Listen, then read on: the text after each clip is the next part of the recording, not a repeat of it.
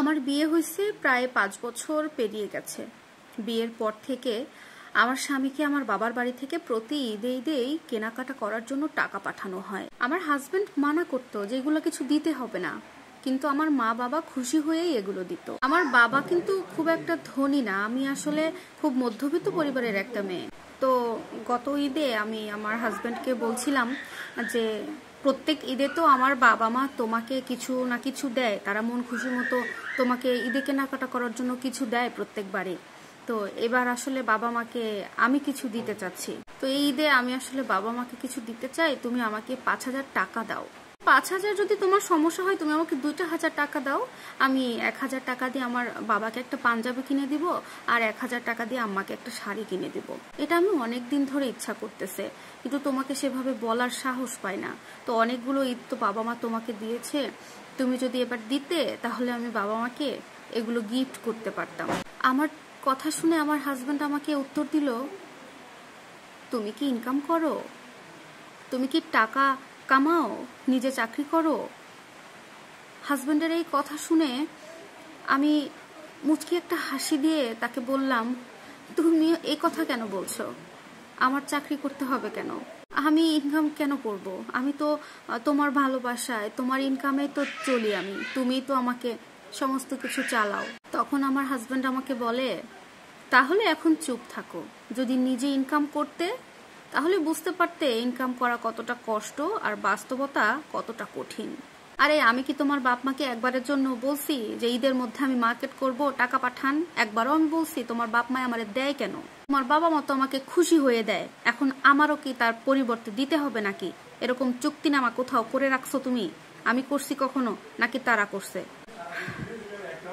স্বামী যখন এই কথা বলল, ওর কথা শুনে আমার বুকের ভেতরে কষ্টে আমার বুকটা ফেটে যাচ্ছিল তখন। মানে এতটা কষ্ট, আর এমন কষ্ট যেটার কথা কাউকে মুখ ফুটে বলার মতো অবস্থা আমার নাই। আমি কাউকে বলতে পারছি না এই কষ্টের কথা। আজকে আসলে আমি নিজে ইনকাম করতে পারি না বলে আমার হাজবেন্ড আজকে আমাকে এই কথাগুলো শোনাইছে। আমি আমার বাবা মাকে ঈদে সামান্য কিচ্ছু কিনে দিতে পারলাম না, শুধু ইনকাম করি না বলে।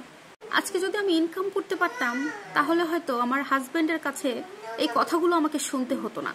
আমার বাবা মাকে আমি কি দেব কি না দেব তাকে একবার জিজ্ঞেস পর্যন্তও করতে হতো না। সত্যি কথা বলতে স্বামীর কিছু কথার আঘাত এমন ভাবে কষ্ট দেয়, এতটা আঘাত করে যেটা আপনাদেরকে আমি বলে বোঝাতে পারবো না। বিশ্বাস করেন, ওই মুহূর্তে আমার চরম একটা ধাক্কা লাগছে।